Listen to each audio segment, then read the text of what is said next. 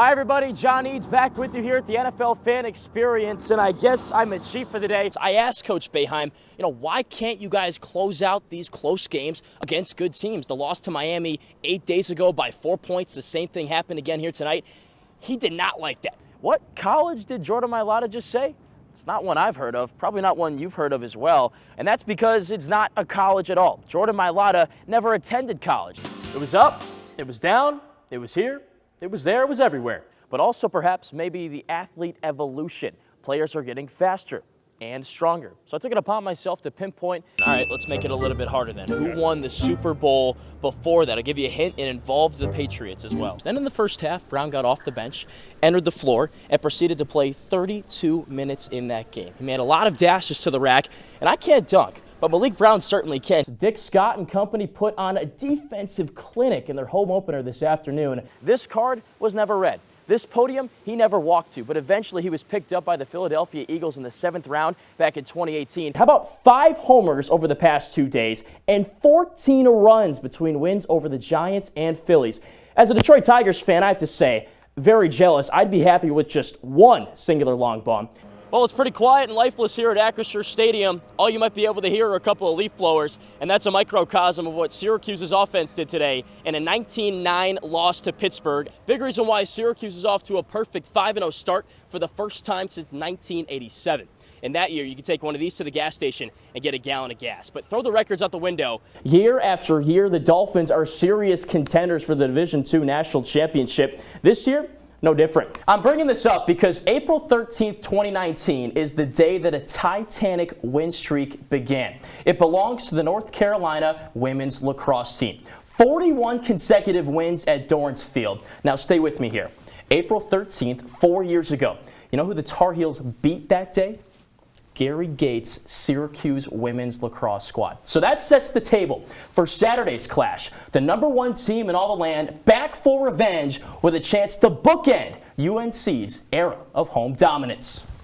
One of the best venues in lacrosse, Dorrance Field. One more streak for you real quick. 7 straight wins for UNC against Syracuse. The Tar Heels open the scoring 1 minute in. Melissa Scanoni off the soil and in. 1-0 UNC. 3 minutes later, Emma Ward behind, quarterbacking the play. Pinpoints Emma Tyrell for a quick stick Gino to put Syracuse on the board.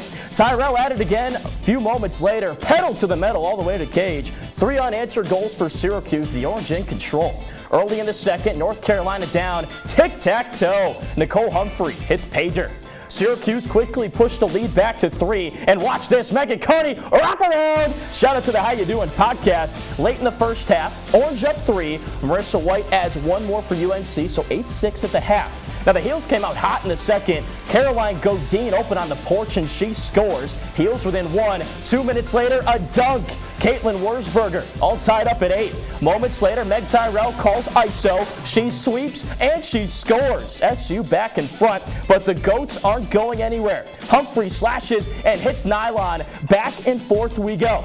So 1st to 10 wins perhaps. In that case, hey, it's the Orange. Adamson slithers to the front door, rings the doorbell. 10-9 Syracuse. Let's head to the 4th. Wurzberger, patient like a deep sea fisherman, finds a teammate. That's Riley Casey. UNC down 1.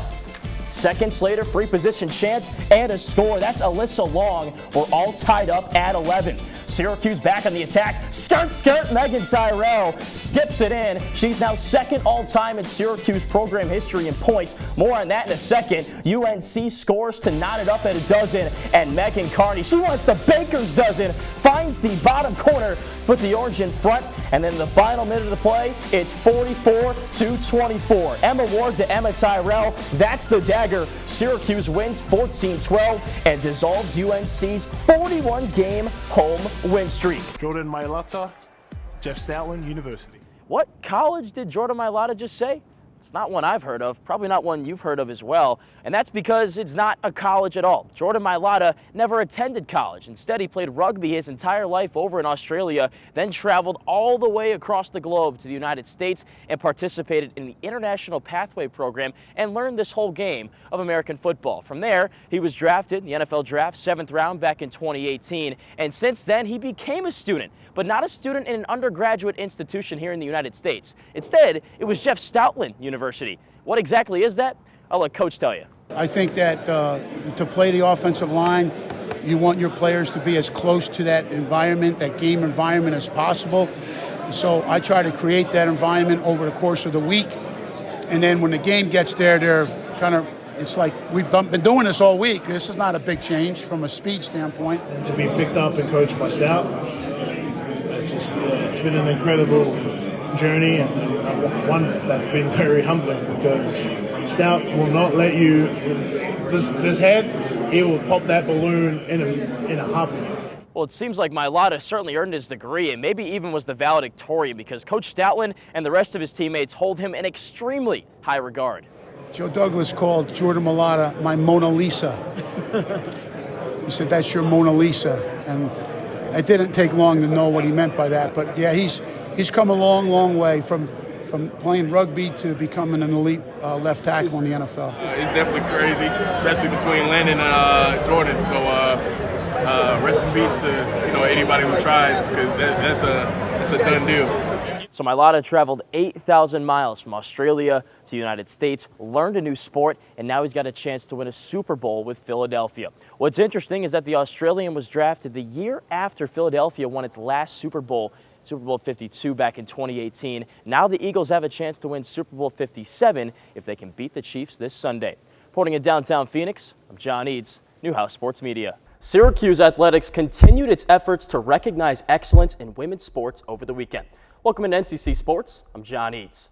Julie Williamson returned to campus with her family in tow to receive the recognition she rightfully deserves.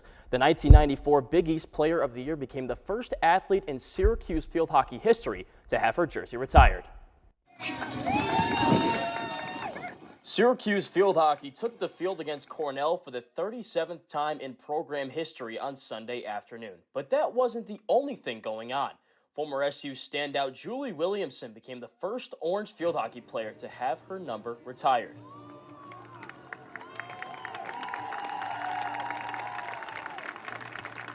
No Syracuse field hockey player will ever don the number 9 on their uniform ever again.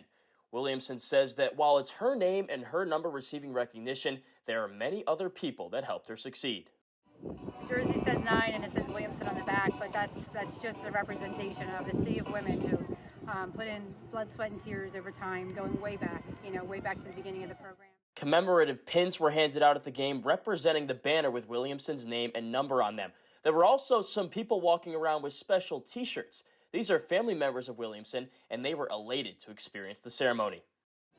A really good feeling to know that she's getting credit she deserves as far as getting her number retired. And she loved this sport, she loved the game, she loved her team, and to see her get that wonderful accomplishment, it's really cool.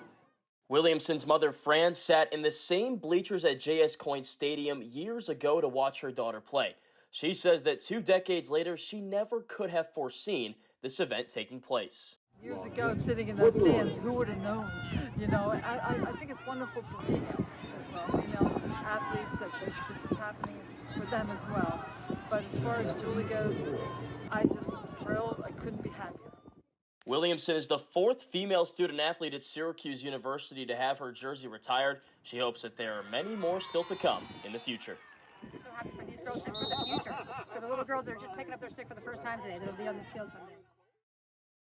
Williamson is also the first non-dome athlete to have her number cemented in Syracuse athletics history. That's all for sports for now. We'll be back at 4:45. Guys, back to you.